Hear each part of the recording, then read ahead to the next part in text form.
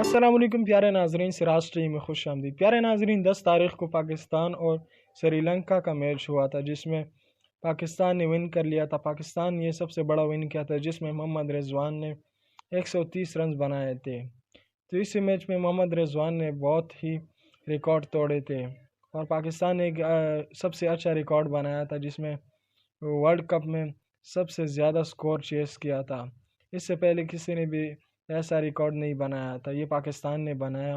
اور یہ پہلی بار ہوا کہ 345 رن چیس ہوئی ہو۔ پیارے ناظرین، محمد رضوان نے یہ اننگ فلسطینیوں کے نام کر دی اور کہا کہ یہ فلسطینیوں کے نام جو شہید ہوئے اور جو جنگ لڑ رہے مجاہدین اسرائیل سے۔ پوری دنیا یہاں پر محمد رضوان کے دشمن بن چکے ہیں کہ آپ نے فلسطین کا نام کیوں لیا اور آپ نے فلسطین کا ساتھ کیوں دیا ہے، جہاں پر ہندوستان میں ورلڈ کپ ہو رہا ہے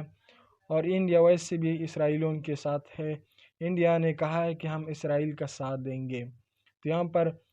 ہندوستان میں میچز ہو رہے اور ہندوستان اسرائیل کے ساتھ ہے، تو یہاں پر انڈین میڈیا جو ہے وہ محمد رضوان کے پیچھے پڑی ہے اور اس طرح بہت سے لوگ ہیں جو محمد رضوان کے دشمن بن چکے ہیں، کیونکہ فلسطین اور اسرائیل کے درمیان جو جنگ ہے یہ اب پوری دنیا کی جنگ بن چکے ہیں، مسلمان اور کفاروں کی جنگ بن چکے ہیں، جس میں بہت سارے ممالک فلسطین کے ساتھ ہے، اسلامی ممالک ہے، اور دوسری طرف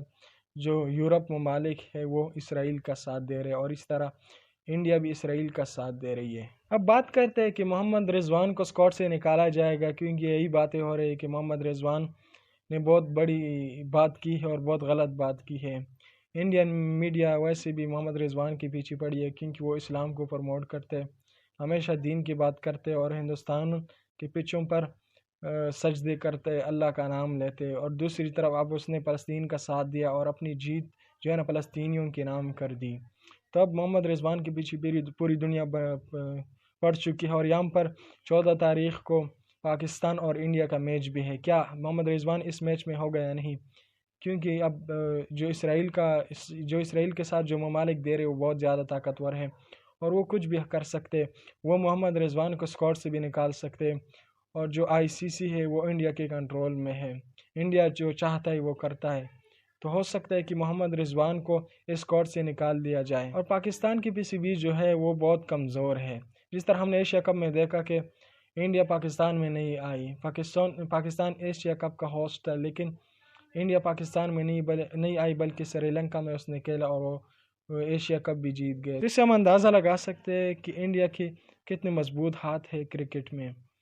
اور انڈیا کا ICC پر بہت زیادہ کنٹرول ہے، تو ہو سکتا ہے کہ محمد رضوان کو نکال دے۔ اور اب محمد رضوان کا یہ بڑا مدعا بن چکا ہے کیونکہ محمد رضوان ایک واحد کھلاڑی ہے